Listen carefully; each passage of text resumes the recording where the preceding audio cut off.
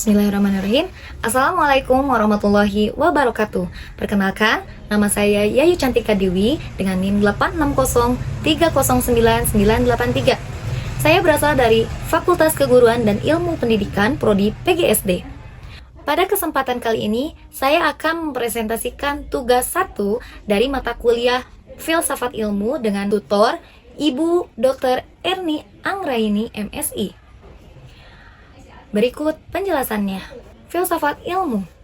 Secara etimologis, filsafat ilmu itu berasal dari filsafat dan ilmu. Filsafat berasal dari bahasa Yunani, yaitu philo dan sophi. Philo itu artinya cinta, dan sophi itu kebijaksanaan. Jadi kita bisa singkat itu filosofia, yaitu cinta kebijaksanaan. Dan juga ada ilmu, berasal dari bahasa Arab, yaitu alimah atau pengetahuan, yang kita bisa jabarkan pengetahuan sistematis tentang sesuatu bidang yang disusun dengan metode ilmiah untuk menerangkan gejala tertentu. Jadi, filsafat ilmu adalah cabang filsafat yang mempelajari dan mengkaji hakikat, sumber, dan validitas ilmu pengetahuan. Filsafat ilmu berusaha untuk memahami, mengkritisi, dan mengembangkan ilmu pengetahuan secara mendalam. Untuk yang selanjutnya, ruang lingkup filsafat ilmu. Ruang lingkup filsafat ilmu itu terbagi menjadi 3, yaitu yang pertama ada ontologi, epistemologi, dan juga aksiologi. Mari kita simak. Apa itu ontologi? Ontologi yaitu ilmu yang mempelajari hakikat realitas yang dikaji oleh ilmu pengetahuan.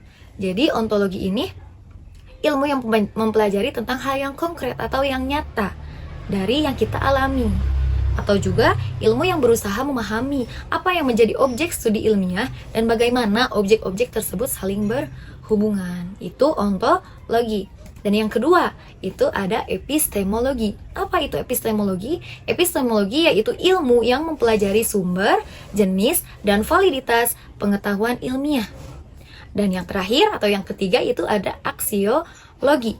Aksiologi itu ilmu yang mempelajari nilai, tujuan, dan dampak dari ilmu pengetahuan. Jadi itu ada 3. Ruang filsafat ilmu itu ada 3.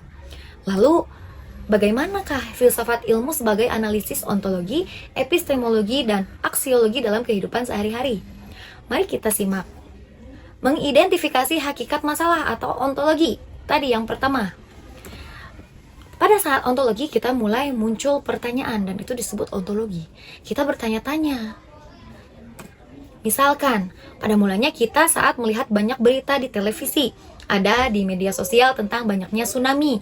Terkadang kita bertanya-tanya, bukan? Dari mana bisa terjadi tsunami? Apakah ulah manusia ataukah apa? Dan itu bertanya-tanya termasuk ontologi.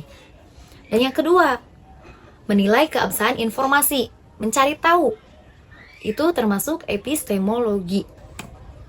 Setelah banyak pertanyaan yang telah datang, kita mulai mencari tahu informasi. Itu dari internet, dari buku, dari jurnal, dan segala macam. Misalkan, tentang penyebab tsunami. Apa itu penyebab tsunami? Lalu kita bisa menelaah dan menyimpulkan.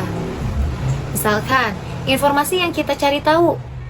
Kita tahu bahwa Indonesia merupakan negara yang terletak di antara 2 benua, yaitu benua Asia dan Australia, dan di antara 2 samudra, yaitu Pasifik dan Hindia, sehingga menjadi zona pertemuan lempeng dunia. Hal ini menjadi penyebab kenapa Indonesia memiliki banyak gunung, terutama gunung yang masih berstatus aktif.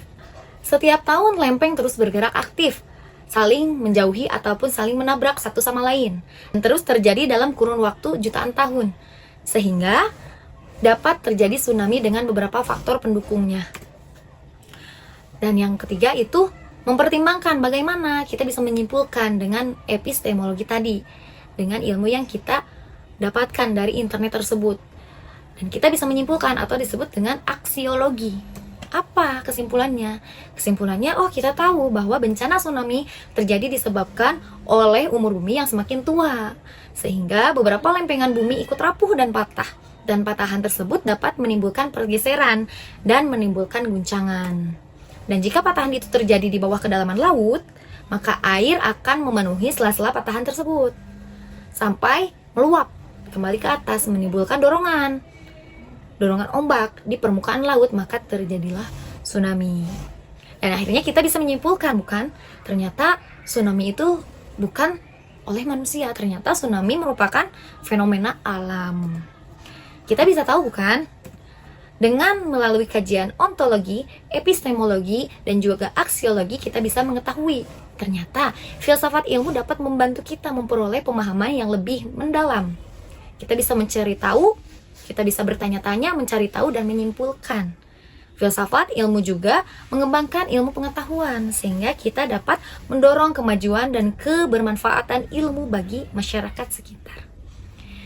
Seperti itu mungkin terkait ruang lingkup filsafat ilmu. Sekian presentasi dari saya. Mohon maaf apabila ada kesalahan. Wassalamualaikum warahmatullahi wabarakatuh.